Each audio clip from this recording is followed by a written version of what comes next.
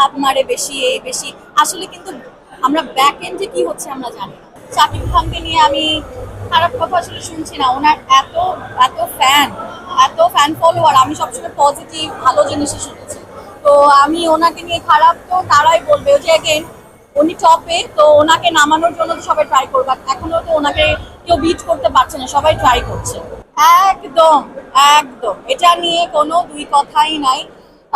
He is our mega star, he is our superstar. বাংলাদেশে যদি আমরা একটাই ইন্টারন্যাশনাল সরি বাংলাদেশে যদি একজনই ইন্টারন্যাশনাল প্ল্যাটফর্মকে রিপ্রেজেন্ট করতে পারবে বর্তমানে, শাকিব খান।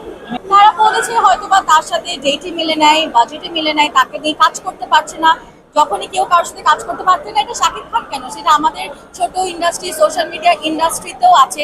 মনে করেন আমাদের বাজেটে মিললো না, তখন বললো যে না ওর মুড, ও একটু ভাব মারে বেশি এই বেশি, আসলে কিন্তু আমরা ব্যাক এন্ডে কি হচ্ছে আমরা জানি না। আমরা একদম শেষ পর্যায়ে একটু জানতে চাচ্ছি, আপনাকে খুবই সুন্দর লাগছে এই ড্রেসটাতে, এবং ড্রেসটা সম্পর্কে যদি একটু বলতেন, কার ডিজাইন করে দিয়ে কিনেছেন এবং প্রাইস কত?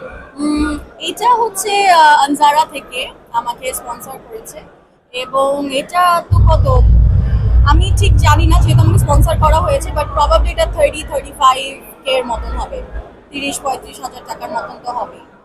এটা কি শুধু আজকের জন্য স্পেশাল কিনা? হ্যাঁ, এটা আজকের জন্য স্পেশালি আনজারা স্পন্সর করেছে, তো yes, very much thankful to Anjara যে আমাকে এত সুন্দর ড্রেস স্পন্সর করেছে।